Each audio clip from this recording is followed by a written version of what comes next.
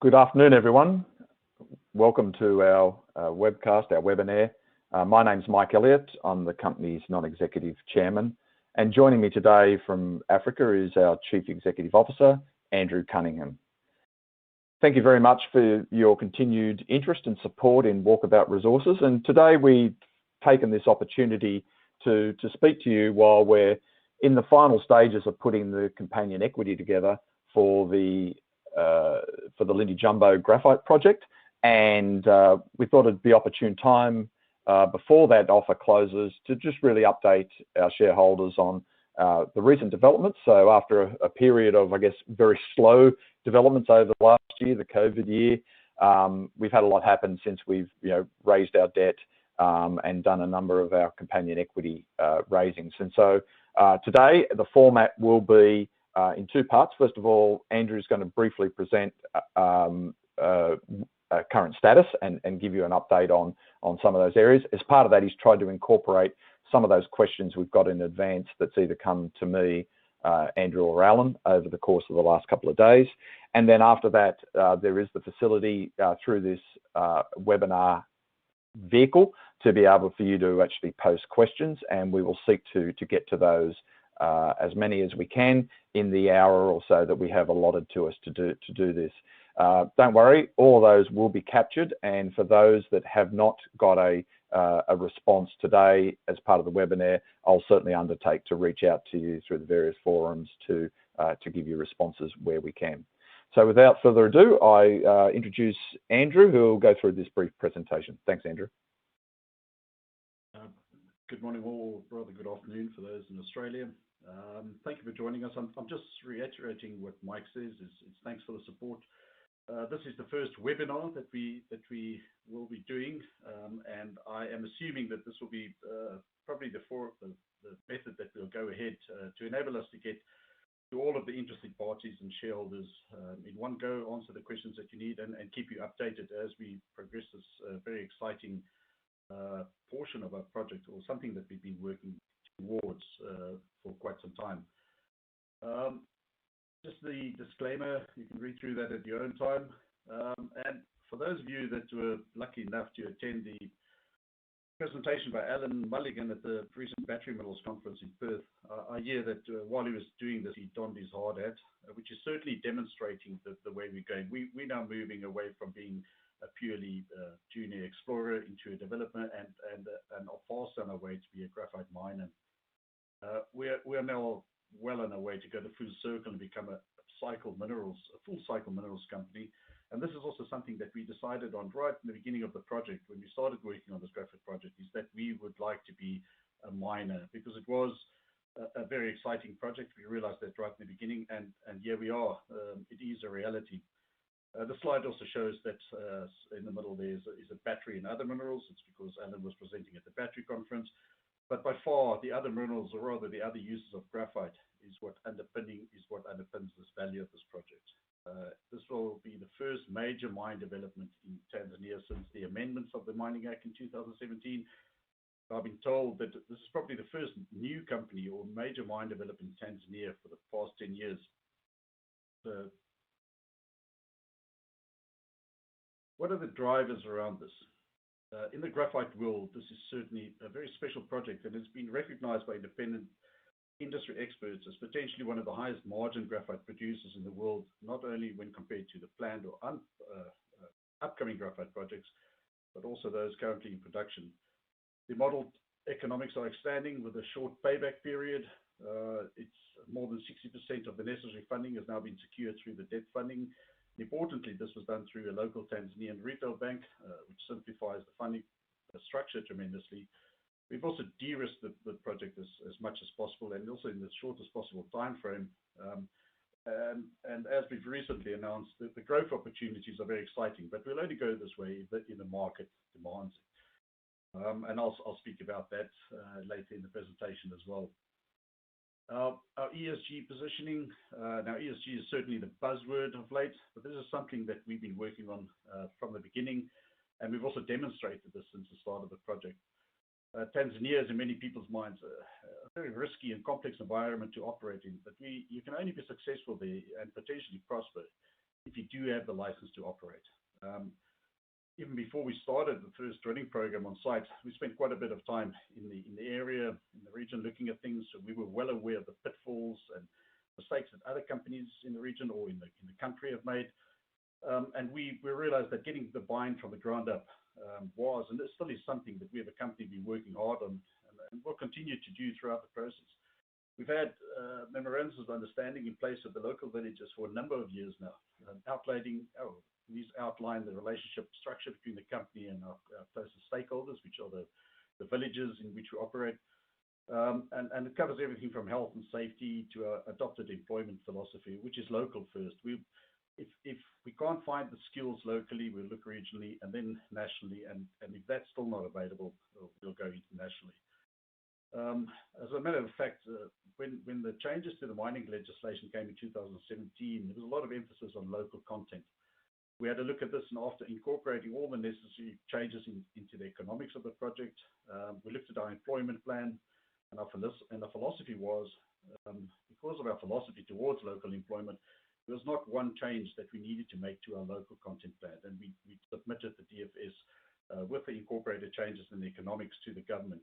We were the first company that submitted our local content plan and our integrity pledge, and we're also the first company to be approved in country. And this just shows that from day one, we never wanted to run this as a typical expat show. This is a Tanzanian project. The skills are in country, and if the skills aren't there, we can develop them.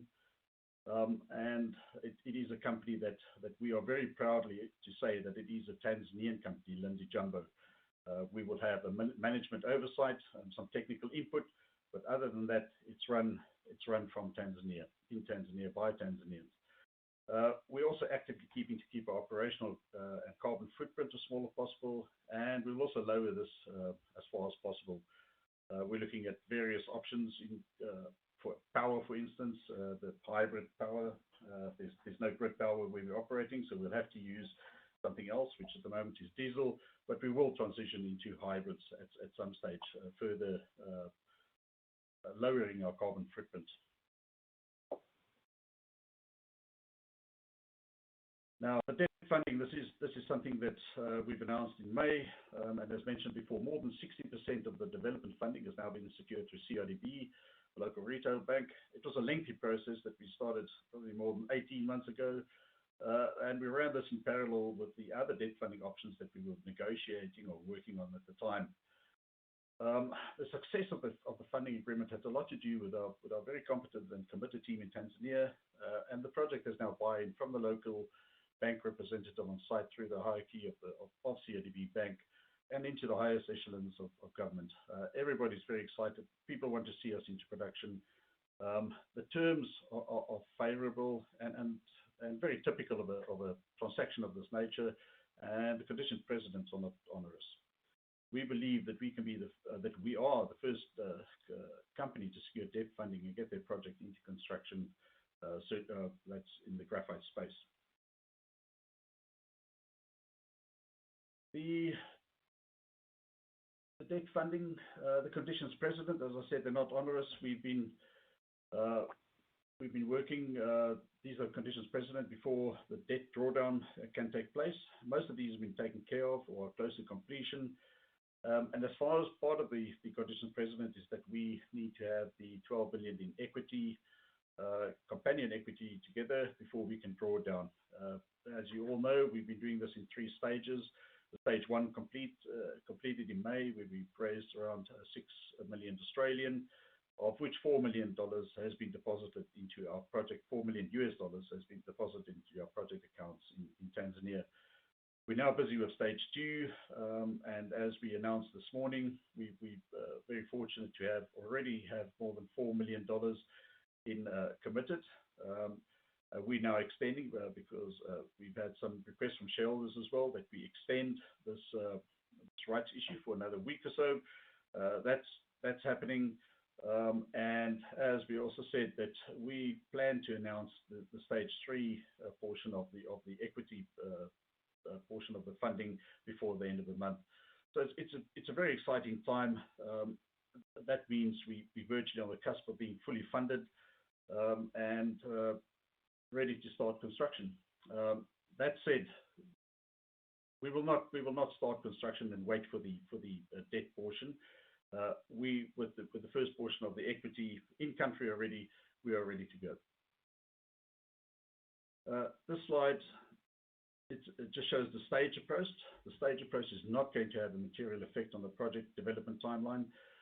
It means that the companion equity will be spent first before drawdown will commence on the debt portion of the total funding package. The project timeline and expenditure budget has been modified, as you can see there below, to incorporate these changes, and one can see how certain portions of the project have either been moved forward or delayed to enable us to meet our development schedule, but to shift a lot of the larger payments towards the back end of the schedule. We're working very closely with our various contractors, and we've got buy-in from all of them to make this, and they're contributing actively to make this, and also very positively to make this a reality. Our payment schedules and so forth have been negotiated with them and now are being finalized. And the slide also shows how and when these three tranches will be spent. Those dates there are certainly not when we plan to finish getting these equity tranches together. It's just how the timing on how they will be spent. The advantage of this is that we will be spending the equity first. And once we have the 12 million spent, this will unlock the loan by the bank. By pushing this out for another couple of months means that the interest will not be accumulating from day one on the project schedule. And also the possibility that if we should come in beneath budget, we won't need to draw down the full 20 million from the debt funding.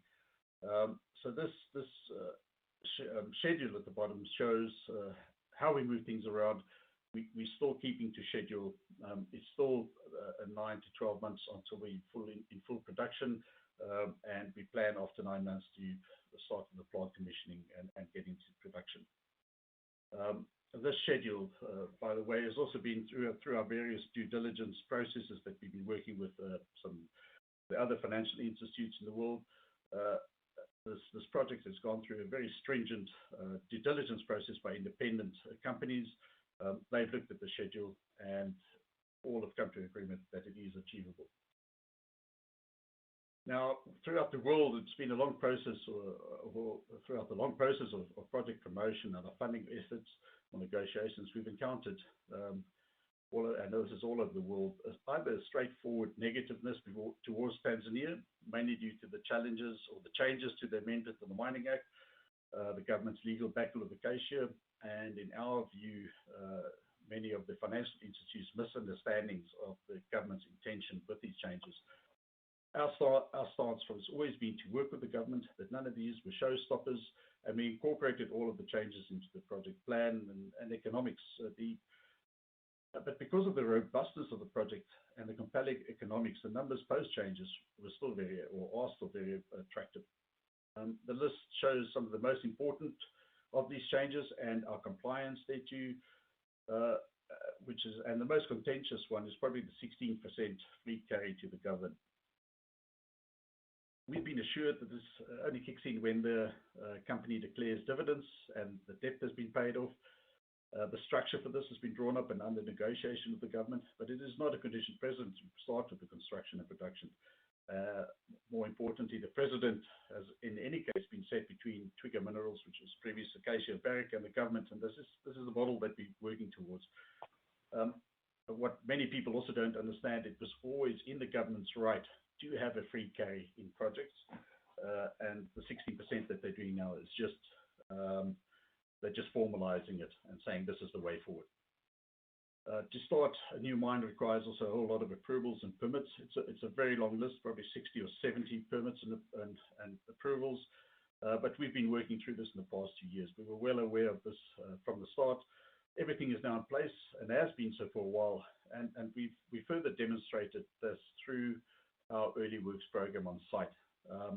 We've had various ministerial or governmental visits, and where they've been to site, looked at the work we've done, and there's been not one comeback other than when can we have the official opening of the mine.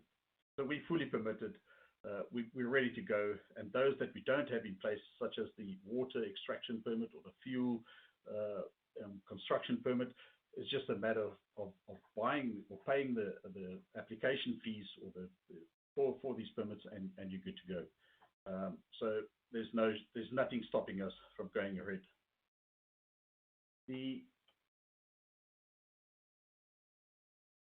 Now this is as I've said in the beginning, it's a very special project, the Lindi Jumbo project. It's very different from our peer groups, and it differentiates itself in a number of regions. Most importantly is that the geology underlies everything. The grade of the deposit, and combined with the fact that the vast majority of the flakes in situ, about 70 or 80% that are in the ground, are about 300 microns or jumbo flake. And this made us, right in the start, sit up and think, how are we going to treat this deposit, and how are we going to treat it differently to ensure that most of these flakes remain above the larger flakes, because that's where most of your money comes from. We also decided from this day one not to be disruptive to the market, and that we'd have to have a relative conservative entry into the market. And 40,000 tons is what we decided on. And should there be more demand, we can always expand into this. This then dictated the way forward from resource and drill planning to mine planning and processing. We wanted things small and manageable, and at pragmatic scale to lower the startup risk. The mining is what we see as one of the lowest risks of the project. The resource lends itself perfectly to easy and responsible high grading, and therefore the very high reserve grade that we have of almost 18% total graphitic carbon. The super high grade zones, which are in the region of 20 to 25% TGC, are enveloped in what we call the lower grade zones, running at about 10%. Now this is the cutoff grade that we're using, the 10%, which is also higher than most of our peers' reserve grades. Most of the mining dilution will then be something that comes out of what others aspire to have as their run of mine grades. Mining it's simple, it's small, it's a small mining fleet with relatively modest tonnages to be moved every year. The processing plant is fairly straightforward, and the nature of the ore body shows very little variance along and across strike at depth versus the surface material. And it's enabled us to get to desired design fairly quickly. The very high reserve grade means that only around 230,000 tons of material needs to be treated per annum, and this is less than 700 tons a day, which means a small, appropriate size plant, which then means a lower capex and a low opex. The product, another differentiating factor of this project, is the premium product that we can deliver. Will be delivering. The product mix that we're producing is highly skewed towards the larger flake size and thus the higher prices. Around a quarter of the product will go into the battery market, and our product has been verified through test work in Japan that it is suitable for the battery market. But we're not just stressed of where this product goes. It's irrespective of where you sell it into, whether it's the battery market or the refractories, the lubricant, or whatever. Sales price is the same. We are in a privileged or enviable position that even our smallest product that we intend to produce can on its own be produced at a healthy profit. And this was even when the graphite prices were quite low a year or so ago. Also, this lower quartile of our product will only produce 12% of the revenue. So most of our attention is still to produce as much as possible of the larger flake above 180 micron, and there won't be a problem selling the smaller flake as well.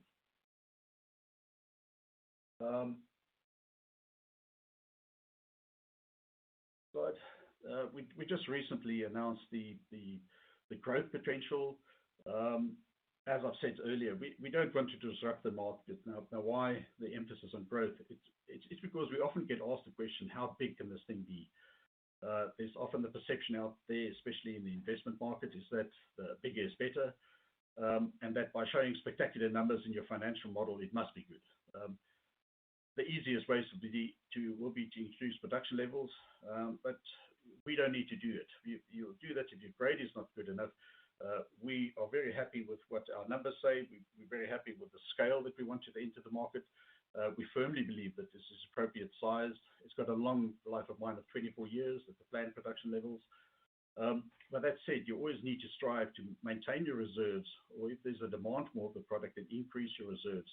and your production levels. And this shows that we have given some thought, and we have various options to do this when necessary. Growth in the immediate vicinity of the existing reserve is fairly straightforward, and we'll be looking more seriously into the downstream opportunities. But our mantra has always been to let's get this mine up and running and operating optimally and profitably before we look into the downstream portion of the market. Importantly, the graphite market prices have increased since the beginning of the year. There was obviously during COVID, so the prices came down quite a bit. And currently, we're still seeing that all over basket, or the prices are approximately 10% lower than what we used in our DFS. The forecast is that these will still be going up. And the demand forecast is spectacular, with predictions of up to 700% growth in the next 30 years for graphite. It's a very special mineral, and the uses they are seem endless. It's certainly one of the most special minerals that I've worked in my career.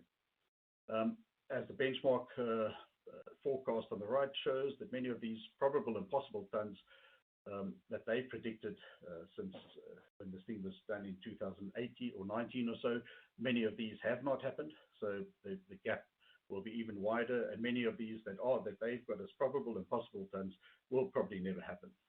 You still need to be producing graphite at a profit to be able to be operating as a mine or a standalone mine. The expandable market, this is also some questions that we get quite regularly. The global annual compound growth rate for expandable graphite is predicted to be 8.2% over the next 6 or 7 years. Information that we've just recently come to our attention from our graphite intelligence network in China is that the expandable market in China alone is around 80,000 tons per annum, which is probably on par with what Benchmark has there in the chart on the right in the year 2024. So it is, in our view, growing even faster than predicted. And our networks in China also indicate that the supply of larger flake for the expandable market is under severe stress in China. There's various reasons for this in China, with close down on some of the mines due to environmental restrictions. The battery race is drawing a lot of the graphite out of circulation into the battery space, putting even further stress onto the larger flakes, or the supply of larger flakes. As we are moving along, as I said in the beginning, we're changing from explorer to developer and miner. We've restructured the board. Alan Mulligan will be stepping down as a board and taking up operational startup as the COO, focusing purely on the Lindi Jumbo Graphite project and getting that into production on time and within schedule and budget. I've moved up to the CEO role. We'll be appointing 2 further members to the board, non-executive members, to get us in line with what is required in a company of our size. And as we have said, although I'm only speaking about the Lindi Jumbo Graphite project this morning, we do have other projects that we would like to be working. And this is something that we'll work on in the near future, or probably announce in the near future. We're also getting a CFO recruited. That'll happen also very shortly. And this is just a structure of how the company will look, or how it is looking, or will look in the near future. I've added a few more slides here. Just on the DFS, the numbers. You've all seen this. This is just for your own reading pleasure afterwards, and how it fits in with the capital expenditure, how much has been spent, and how much we're still going to spend, and then just a glance which I've covered in this presentation. So thank you very much for listening, and I think, Mike, we can probably go over to questions now. Yep. Great. Thanks very much for that, Andrew, and glad you sort of headed off a number of those questions we've already received from shareholders over the last few days. But just a reminder to people, there is a facility on the screen that you're viewing this through to be able to post those questions. A number have come through. And I might just start, first of all, Andrew, if you can just really talk about where we're at in terms of Jinpeng, our EPC contractor, and maybe related to that is, when can we start to see some of those containers of particularly the long lead time items flowing from China to Tanzania? Right. Jinping, because of the change in the schedule, there's certain of the contractors which we prioritize. Jinping is certainly up there with them. We've since the project was put together, there's obviously been some increases. One of the major ones is shipping, and I see there's been quite a few questions about shipping and the availability of containers. There's also we've thus looked at how do we get are there any areas of the EPC contract where we can save some without compromising the integrity of the project. One of them, for instance, was the civils works on the front end. We originally had a rock breaker sitting at the Grizzly. This is not necessary anymore. We'll have a mobile rock breaker. So there's some changes to the civils drawings, which will also lessen the civils needed on the front end. So those are changes that they're incorporating. Obviously, with the staged funding of the project, they're also looking at changing their schedule.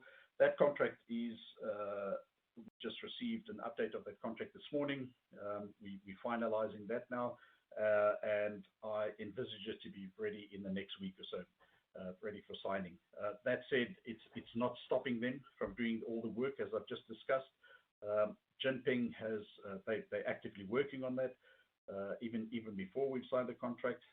They've also recently been involved in a project in another part of Africa where they did export a lot of or all of the equipment either through Tanzania or Mozambique, and so they're well aware of the challenges faced now with shipping and with containers.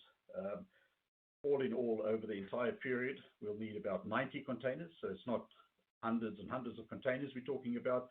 This first shipment, their estimation is around 17 containers. So they're working on this. We're well aware of what needs to be done. They are current. They've just, as I said, finished the project in Africa, or the shipment of components to Africa. So they're well aware about what's needed, and they're working towards it. So on a similar question with that, Andrew, there's questions about when do we start thinking that those first 17 containers will start leaving China and heading to Tanzania?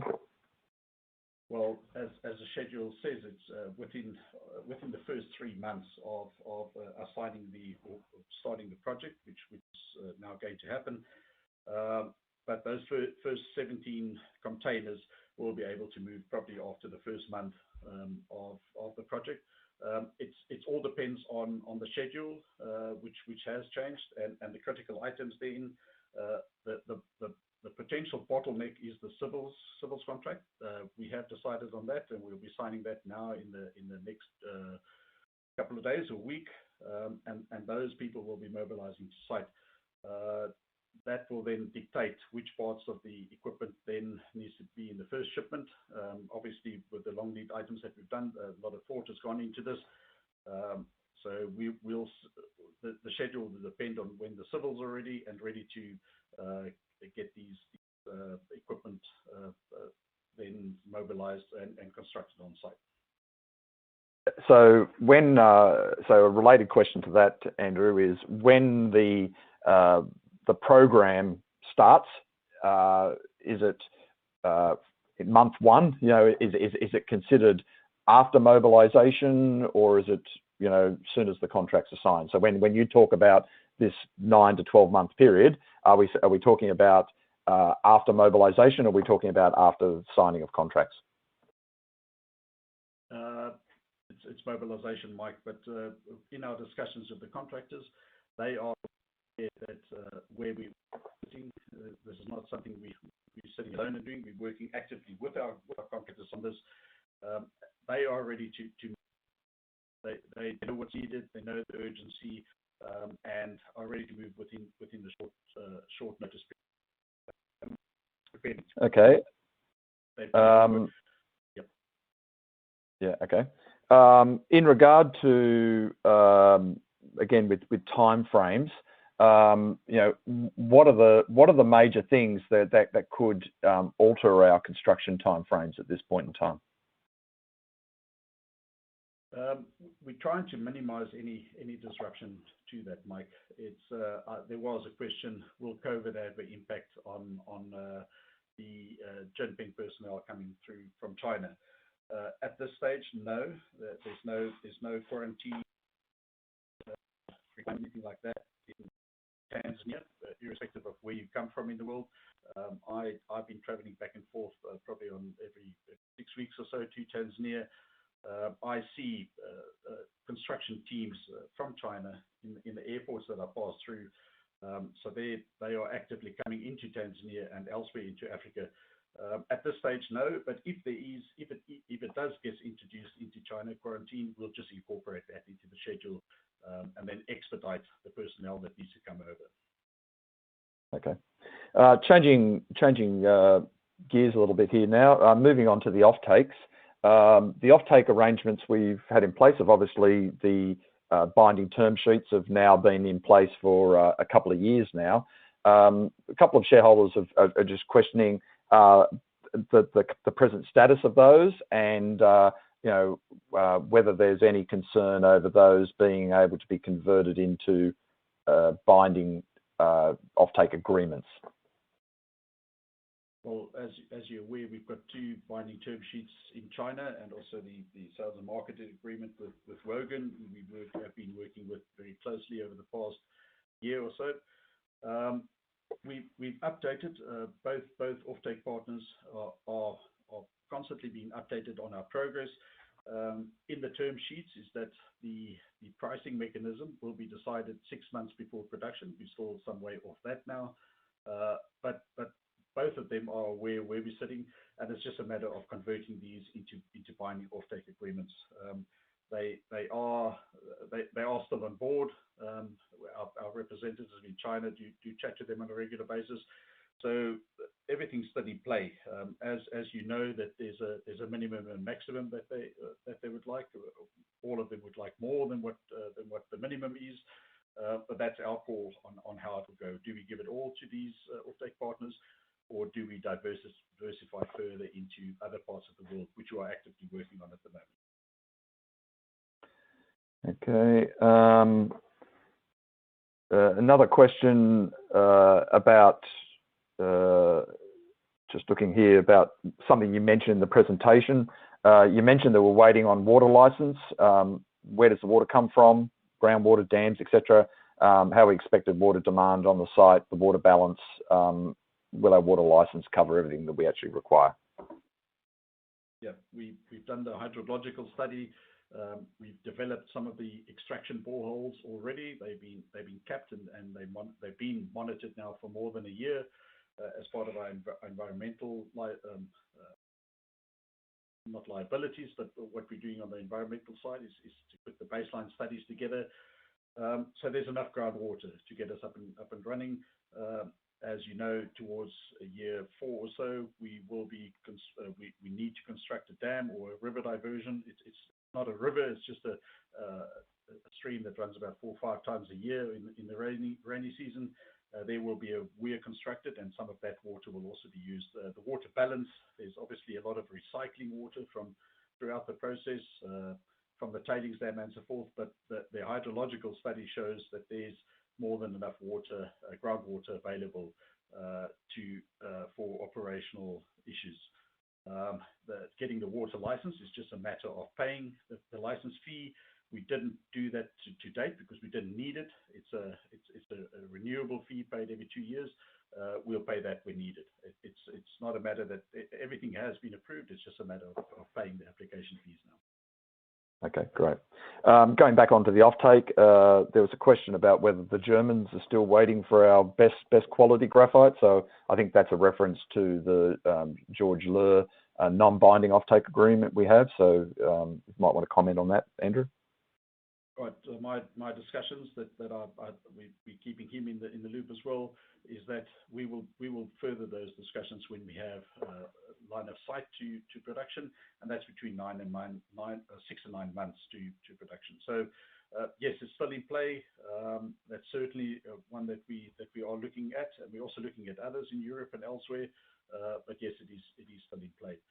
On the offtake agreements, I can just say that in retrospect, I'm very happy that we didn't decide on a price 2 years ago. That we have put into the clause that will only be fixed 6 months before production. It gives us a much better idea and the negotiating powers on what these prices should look like. Okay. Moving into debt funding, and this is one I might take. So, are there any CPs to the debt drawdown which are yet to be satisfied? And one CP is a letter of credit. What is the amount and the circumstances going to be drawn on by COBD?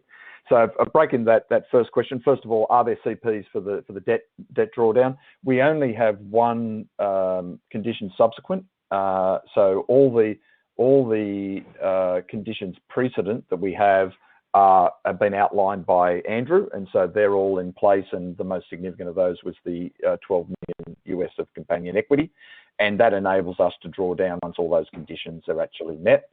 And then we have a condition subsequent, which we have to do in a reasonable amount of time subsequently, and evidence that we've got the offtake agreements, signed offtake agreements in place, which Andrew just referenced.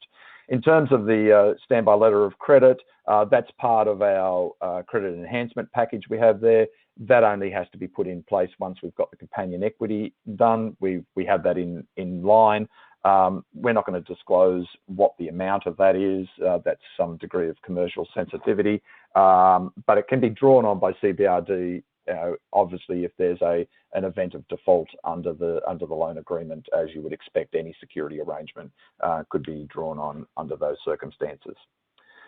So the next question that I had around probably capital at this point in time.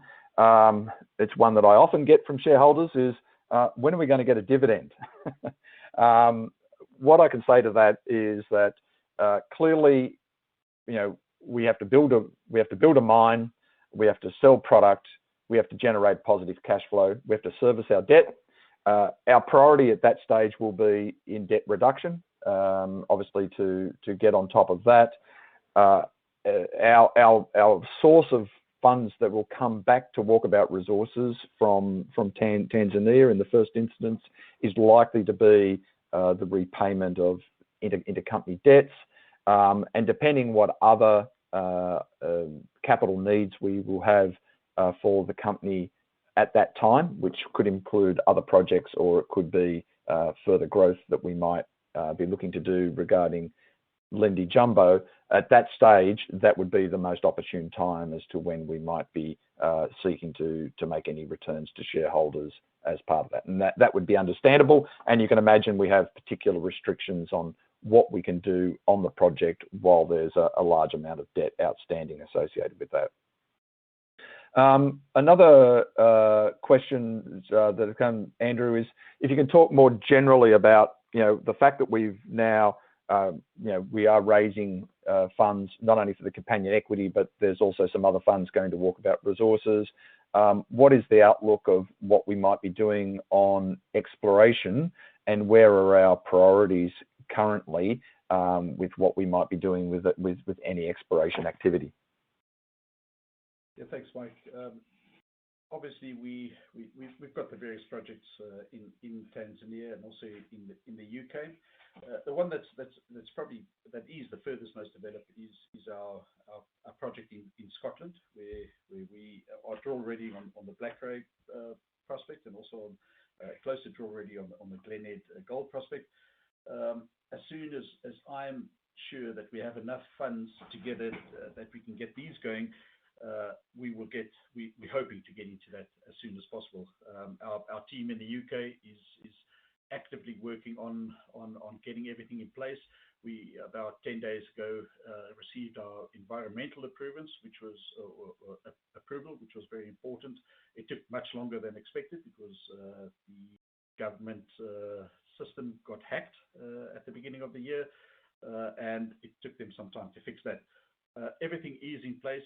Our community liaison people are working very closely with our stakeholders there. It's very supportive in the region for us to get going. Our drillers know where we're sitting. So as soon as the money's already, that's probably where we'll be spending our first lot, Mike. Okay. There's also some follow-up there on Amani. So the last, it's noted here, the last time we updated the market, we said that we were going to do some further soil sampling in some areas where we'd done some wide-spaced soil sampling there to follow up some of the leads of where we received higher than expected results.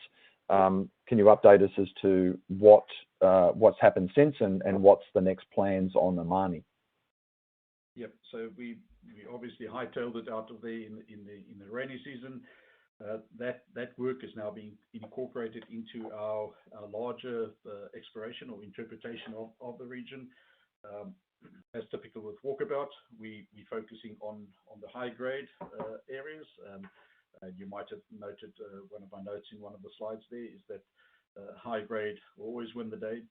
So that's our focus in that area as well. It is a large area of around 800 square kilometers. We're narrowing that down into robust target areas now, and our team is actively working on that. Once again, it's funding dependent. Once we get the funds in, we can start on that program again. But that's our priority will first be Scotland to get that drilling. But at the same time, in parallel, if there's enough funds available, we'll be running Amani. And the aim with us is always to progress these projects into what we call the next stage, and that is drilling, because it's pointless running around in circles. You need to drill these things. Yeah. We mentioned that as there is a question here also on Amani, which is how much funds is required to bring Amani to measured and indicated, and if this would be a strategy of optimization or scale. What I probably would note to that is we're probably getting a bit ahead of ourselves there, because at the moment we haven't actually done any drill work at Amani. So our first priority on Amani would be to actually identify, maybe with conjunction with some additional geophysical work, what drill targets we actually have there. We've obviously got some old workings there we understand something about. But Andrew, do you want to add to that at all as to what do you think is the next logical stage of what we might be doing at Amani? Yeah, Mike, you've said it. We're certainly not talking measured, indicated now, and what it's going to take to get there. But yeah, it's a large area. The last thing I do as a geologist is go poke random holes into something. It needs to be a robust drill target before we're going to mobilize and spend a lot of money on it. So we are actively working towards that. The indications are there's lots of follow-up work to be done, lots of interesting structures that we need to work on. But remember, this is greenfields. Nothing has been done there in the wider area for gold exploration. In my view, that's very exciting. That all the indications are there. As I've recently said, the stream sediment sampling, our reconnaissance work there is showing that it's much wider spread than originally thought. So it's a matter of narrowing down and getting to robust drill targets, targeting high-grade zones. Yeah. Look, I probably don't want to spend too much time on things outside Lindi Jumbo, but there are a couple of others coming through on this. In understanding what's the level of funds that we might be committing to both further progress Scotland and also what might be required to move Amani to the next stage. I'd probably preface before you answer that, Andrew, is that the board and management have been primarily focused on Lindi Jumbo and continue to do so. And while we do have some plans around what might be our priorities in Black Craig, Amani, and Glenhead, those are still on the back burner and of lesser priority to what we are doing with Lindi Jumbo. Hence, we don't have any board approved spending on these projects as of yet, but that's something that our board will need to consider. But to give some idea of the sort of scale of these sort of things, and I clearly indicate it's in an unapproved way. Andrew, do you want to give some sort of guidance as to the sort of the frame of expenditure that may be necessary to move each of these to the next stage? Well, we've been very prudent to date on the expenditure at both these projects, Mike. With Blackcraig in Scotland, we're now getting into the sharpie end of things. Your expenditure then goes up dramatically. We envisage in the next 6 months or so to get to move, especially Blackcraig forward. It's probably going to be in the region, and when I speak Blackcraig, I'm talking the drilling program there, and also a planned geophysical survey that we've got, because the same as Omani, these things have never been systematically explored since the start or ever. But the expenditure commitments needed in the next 6 months is probably in the region just over $1 million on Scotland alone, Mike. Okay, all right. And look, if I might just leave this one as the last one on our exploration activities. In fact, I've got two that I'll do. First of all, management has made references in some media to the potential of a spin-off. What's the current status of the company's plans in regard to that? Look, I'll probably answer that in the first instance. Certainly, there is a number of different cases we've looked at, depending on our access to capital as to what we might do with each of these particular properties. I would say at this point in time, there's certainly no decision. The reference to a spin-off is a highly viable one, and one where I think most shareholders would understand, particularly for our UK assets, that in the UK market and UK capital market, it might be quite attractive as a way of raising capital and still retaining some exposure to that. But I would note at this point in time, that is not a situation that we have committed to a course of action on that yet. But a spin-off and farm outs are clearly on the table for all of our non-Lindi jumbo, non-graphite properties at this point in time. Don't know if you want to add to that at all, Andrew?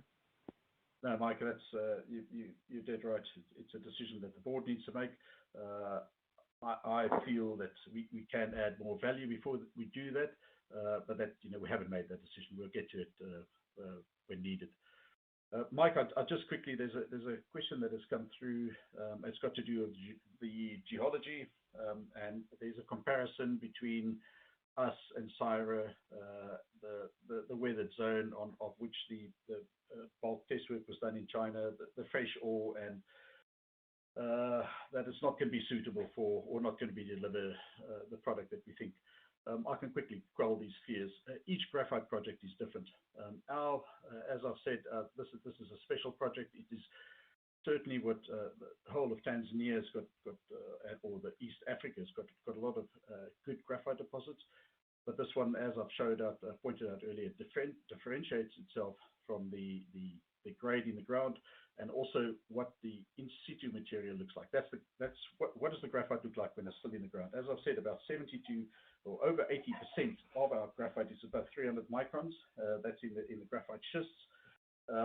How does the weathered ore compete with the fresh ore? And there's a question that we haven't done enough test work on a fresh ore. This deposit shows very little variability along strike, across strike, at depth, in comparison to the fresh material or the fresh weathered material. One thing that we do know is that the fresh material actually performs better metallurgically than the weathered material. That is that there's more of the larger flake retained in the concentrate than in the weathered material. We've obviously done our lab test work on weathered fresh combinations there of low grade versus high grade, depth versus various depths versus the surface work. Very little variability in it. So to quell your fears, the fresh material actually performs better than the weathered, where I see people have been confused about that. It's also the nature of our ore. A lot of these, the high grade zones have a schistose nature, which means that the graphite flakes are orientated or preferentially orientated along a certain axis. There's also been questions: how much will the blasting destroy the flakes? Yes, blasting has an influence on everything, but it's not material. the graphite schist will break preferentially along these planes, along the long axes of the graphite flakes. We don't envisage there to be a material effect from blasting. Your biggest danger that you do to these things is over grinding or over polishing, and that's where our emphasis has been on the plant design and the variability in the plant, the innovative way in which the plant has been designed. So we're very comfortable. We see the resource as also one of the lowest risks. It lends itself to the high grading, as I've said, and it is very different from the rest. So it's pointless comparing our graphite project to something 1,000 kilometers away, or even to another graphite deposit sitting 5 kilometers away from us. They are very different. Great. Thanks, Andrew. Look, I might add to that as well. What I would say as well is that this plant has been designed, and our whole mine design has been focused in on flake preservation, because that's where we're going to get the majority of the value out of this particular project. Many other projects which are looking at large flake being a byproduct are primarily creating their design to make sure that they've got a regular and predictable product that's going to go into their chosen market. For them, it's mainly going to be battery grade material. So ours has been both designed, the mine plan for, so it's the market has driven the plant design's driven the mine plan. So all of these things have flowed through. So when we look at our processing, when Alan talks about it being, a 4-stage, flotation and regrinding, and he often just refers to it as almost a polishing process. It's in many ways because this is a design plant to preserve flake as its principal objective, rather than produce this product as a byproduct of some other voluminous production of smaller flake graphite. So it's important to keep that in mind. I've got a couple other questions here, a couple for me to probably answer. A couple of questions about, we've announced a month or so back the restructure and the fact that there'll be 2 new non-executive directors coming on board. What's happening with that? I can say that very much the sort of non-executive directors that we're talking about are the ones that will join the company after we're fully funded. So they have the skill sets necessary to lead us through this next chapter of the Walkabout story, and so very much their focus will be in the post-funded stage. So once we get to funding, then you can expect to see some developments on that front. There are also a number of questions that I've received over the last couple of days and also today about our stage 3 funding. Look, I think our comments today in the release probably deal with most of that. We are, and we've said since we did the stage 1 funding that we were actively looking at various alternatives. We certainly have a preferred alternative that we're proceeding with at this stage. And as we've said, we expect to make announcements about that before the end of the month. So that's probably all I can say about that at this stage, and just watch this space. Another important area that you touched on, Andrew, in your presentation was talking about the exploration potential on the Lindi jumbo licenses, and that we are clearly a lot of capacity. We're not resource bound in this whatsoever, but there's been a couple of questions about what are our growth options, particularly in terms of either expanding production or growth. In the first instance, I might take just the expanding production part of it. What I would say is that the company is well aware that when we've designed the plant, when management have put that plant designed together, they very much have looked at it in terms of the scalability that we can do to expand that, and the company has done sufficient work to understand where those bottlenecks might exist within our future production profile. So the ability, as Andrew mentioned, to respond to market signals for increasing our production is relatively straightforward. We're not restricted either in the processing plant. At the moment, it's a 300,000 tonne a year nameplate capacity. With the high grade, we'll be doing about 230,000 tonnes a year to start with. So we already have some inherent capacity available within that plant, and we know where we can increase that in the future. But Andrew, do you want to maybe just talk about, what potential there might be? Because many of our peers have often, as part of their core feasibility studies, incorporated some downstream value-added activities to get their numbers to work. We've never done that. Do you want to maybe just speak to what they have spoken about and how that might be applicable to us?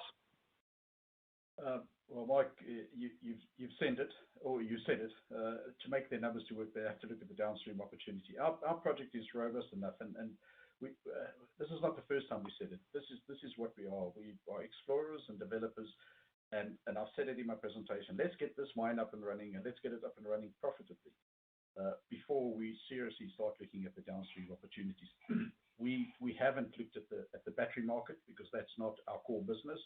We have looked at other portions of the downstream market and how it might fit into this project and enhance it. We haven't spent a lot of time on it, but we have done some work on it, and that will probably be ready for release in the next month or so. There are obviously opportunities to be a fully integrated operation, taking our product and further enhancing it either in country or elsewhere. At this stage, we'll prefer to do it in country for lots of reasons. We are not looking to export, say, to the other side of the world and do something there, and then export it back to the other side of the world, your finished product. But it is something that we're looking at, Mike, and it is quite exciting. But our core business is to get this mine up and running. Our project is robust enough to be profitable on its own.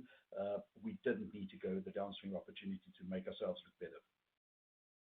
Yeah, but I take that point, Andrew, and the fact that we can have really all those options that other companies have looked at really means that it's not only can we pick up value out of those processes, but for us, everything we can create is increased demand to our end customers. Our biggest leverage is our option value of our unprocessed graphite in Lindi Jumbo. So every time we're able to increase that future production at Lindi Jumbo by stimulating demand, that's where we're going to get the maximum value out of this asset. I noticed there's a few more questions coming in, so these will be a little bit all over the shop, coming from different directions, but with an effort, with a few minutes we have left to try and get everyone's question. Andrew, how confident we are that we won't have shipping delays? Mike, as I said, Jinping has just recently completed a whole project to Africa. I can't preempt these things, but that is certainly something that we will take on board and that they are actively working on. Whether it means having more regular shipments, we don't know. That'll come out in their schedule. Our project manager, Bruce White, is working very closely with them on this.